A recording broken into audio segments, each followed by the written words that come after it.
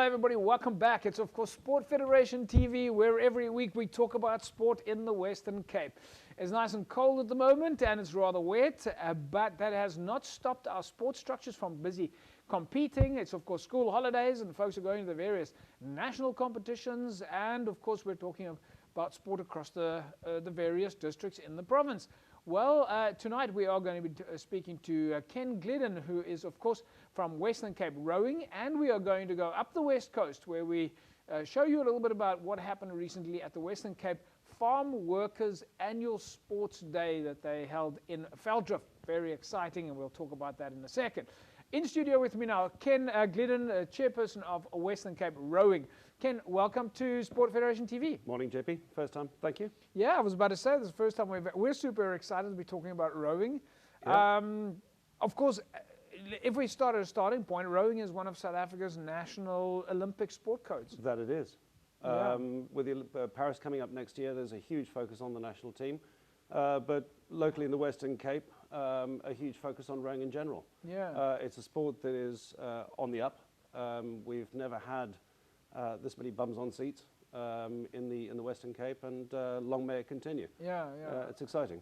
I mean, you guys have had some pretty good results. You've got some Olympic gold medals. We certainly have, and some World Cup gold medals as well. Yeah. I think, again, sort of just coming back down to racing, in fact, last week we had representation at the Africa Cape, or Africa Coastal Rowing. Yeah. Mentioned to George Deploy, who got a bronze there. Well done, George. Well, let's get into that in a second. But just tell us a little bit about the structure of rowing in South Africa. How long has it been around? Where all is rowing currently happening? Cape Town houses what is the oldest rowing club in South Africa. Yeah. The Alfred's Rowing Club down at Seekouwvlei. There are a number of clubs there, mainly schools. So Alfred's, Bishop's, Sachs, Yeah. Rondebosch, and Grassy Park High all have clubs down there. On the far side, on the far bank in Pelican Park, you've got the Rondebosch Club, as well as the Peninsula Girls Rowing Club, which is a club specifically for girls that aren't at rowing schools. And then as far afield as Elgin, up in Grabouw, we've got Somerset College, Yeah. Elgin Rowing Club, and Misverstand Dam. So you guys are pretty, and the rest of the country active? I mean, I would assume very active. KZN and Gauteng and Free State. Yeah, and the Eastern Cape. Yeah. Obviously, with rowing, water security is always a big thing. Yeah. And I think over the last few years, one of the things that has dominated the agenda is the availability of safe water. And to that end, what I have to do is just compliment the City of Cape Town on what's been done in the last 2 years. What do you consider to be safe water? Well, there have been sewage spills, Okay. litter, and if I was sitting here 3 years ago, it would have been a very different story. But I think with working with the City of Cape Town, the investment that they're making in manhole covers, general cleaning up, Right. dredging, it's been fantastic, actually. So you're not talking about water conditions, too choppy No, water, just safe water. safe water, in other words, not toxic water. Yeah. And again, all these things they're very complex equations. But like I said, the improvement. I mean, this time last year, when Seekouwvlei got drawn down, we pulled out close to a ton of litter. Wow. Out of Seekouwvlei. This year, quite literally a couple of black bags. Wow. And to make that sort of improvement in a year has been fantastic. But we're not here to talk about litter. Rowing as a sport, for those of you that don't know it, it's not canoeing, it's where you row backwards. And I think three main audiences. There are sort of school rowing clubs. Yeah. From about 13 to the age of 18. Then there's university or under 23 rowing as a group.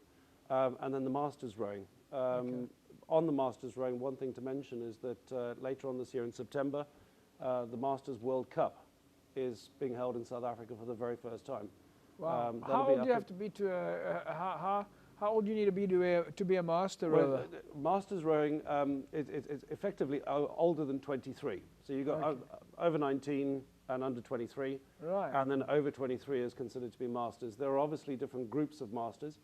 And I stand to be corrected here, but I think our oldest Masters rower that's rowing at the moment is 92. Really? So a sport that you can carry on in years. And is that how they classify it at the Olympics? It is exactly the same. Yeah? Exactly the same system. So must you be under 23 to compete in the Olympics? No. The Olympic category is open. But in terms of the Worlds, you've got the Under-19 World Cup and the Under-23 World Cup. Right. After that, the Olympics is basically an open category. Yeah. And has South Africa been competing in the Olympics for a long time? We have. Like I said, I mean, rowing as a sport is very well established in South Africa. Yeah.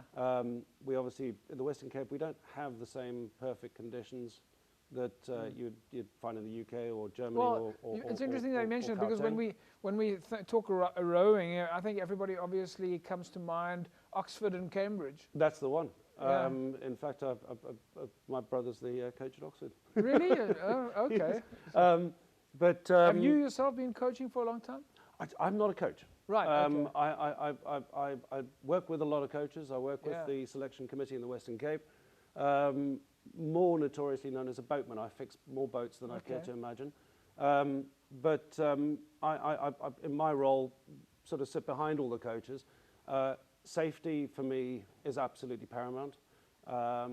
Together with the University of the Western Cape, we have a learn to swim program, and before any rower is allowed onto the water, swimming proficiency is required, and we assist with that.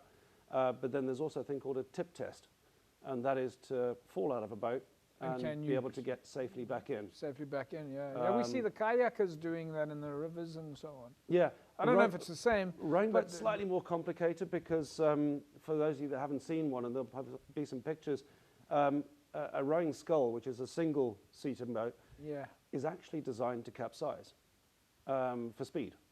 So the only way that it stays upright is when you got your oars or blades in the water balancing you. As soon as you get that wrong, it's normally a swim. Right. And then you get back in the boat. You mentioned the Masters, you mentioned the under-23s, and then under-19s as well. What is the sort of the average age that one would start rowing? I mean, I'm assuming you don't get kids that are 5 or 6 years old rowing, or do you? No, you don't. And you raise a very, very good point. The average age of a person starting rowing is between 13 and 15 years old. Right. And more of that is to do with your physical development. Rowing is a very physically demanding sport. When you look at a lot of rowers, they're very focused on the core. The rest of the body tends to build as you get older. It's important to mention, and the average Olympian is about 26, 27 years old. Right. So joining a sport at 13, you've still got a good sort of 10 years before you're even close to being your best. Yeah. But again, we do have younger rowers, but that is because physically they are more developed and ready to get in the boat. Most of the rowers, they seem to be quite tall. They do. Or is that just the picture that I'm getting? They do. In fact, there's an interesting picture I'll forward you. My son is 6'2", and he was standing next to a rower at Henley a couple of days ago, and he looked like a midget. Some of these lads are huge. But in a sport where you have all sorts of shapes and sizes, the coxswains are normally the smallest in the crew. Boats are built around crews. So you'll typically find that there are some very tall crews, and that there are sort of typically equally some very short crews. It's more important about building boats. And it's a lifestyle sport, and a lot of kids tend to stay together, be friends together, row together, and exercise together. Folks, we're speaking to Ken Gliddon, is the chairperson of Western Cape Rowing. When we come back from the break, we're going to find out a little bit more about rowing in the province and some of the high performance activities and some of the participation process. Don't go away, we're back in a sec.